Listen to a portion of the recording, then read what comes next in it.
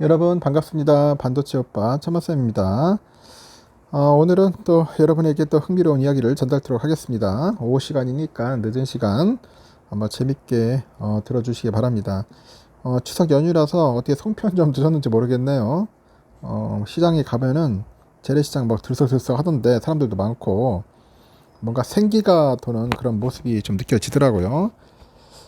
명절 때만 뭐 그런 것 같아요. 평상시는 조용하더니 명절이 되니까 사람들이 좀 바글바글 모여 있고 다들 보니까 그나마 좀 웃음꽃이 좀 피어 있는 것 같습니다.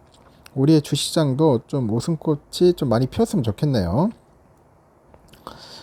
삼성전자뿐이 아니라 다른 섹터도 좀 많이 빠지고 있어요. 특히 보니 뭐 네이버, 뭐 카카오 이런 쪽도 상당한 손실이 있습니다. 그러다 보니까 2030 개미들 국장을 떠나는 것 같아요.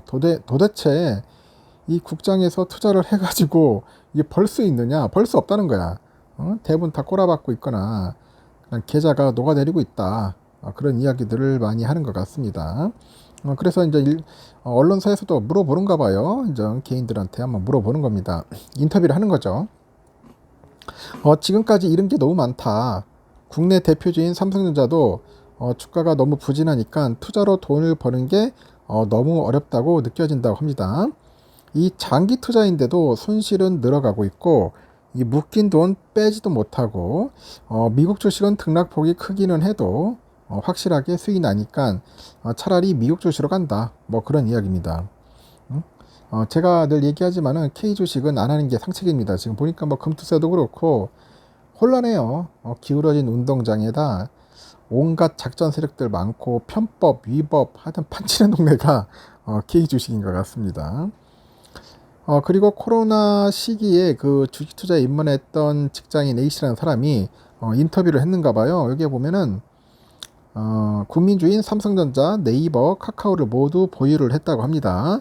근데 이 세 종목에서 모두 손실을 보고 있는가 봐요. 그러다 보니까 국내 주식을 추가 매수할 생각은 없는데 미국 주식은 꾸준히 모으고 있다. 이제 그런 이야기를 하는 거죠. 개인들은 국내 증시에서 발을 빼고 있고 미국 경기 침체 우려와 그 금융투자 소득세, 이 금투세라고 하는데 이 불확실성 때문에 개미들마저도 등을 돌리고 있어요.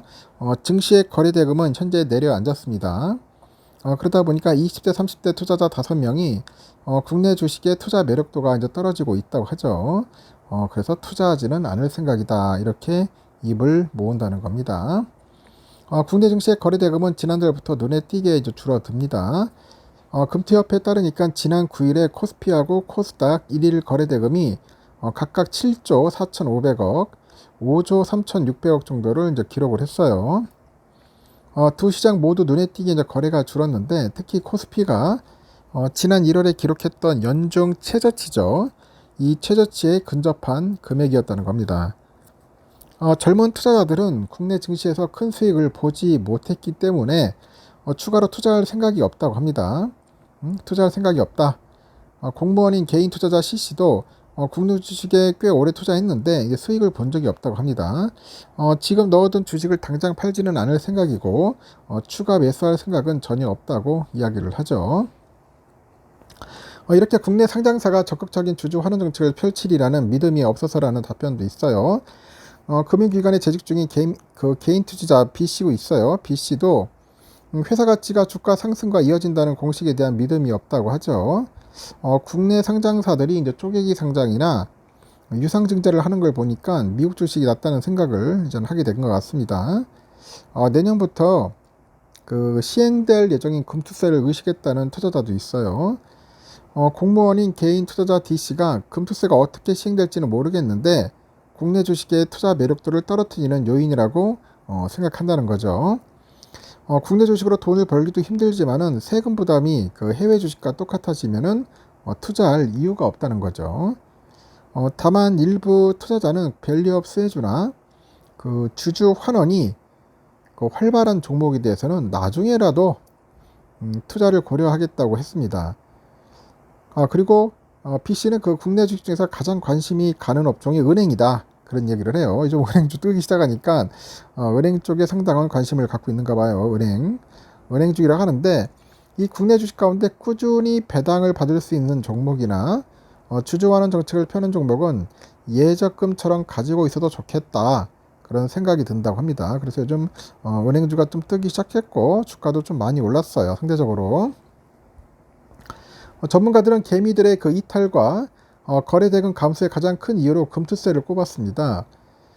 그러다 보니까 주식에 가장 큰 영향을 미치는 요소가 그 미래에 대한 불확실성이라고 하잖아요.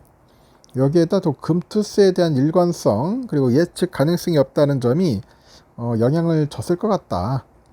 이 금투세의 영향으로 한국 증시의 거래대금도 줄고 있다고 그래요. 지금 계속 뭐 팔고 나가니까 거래를 안 해.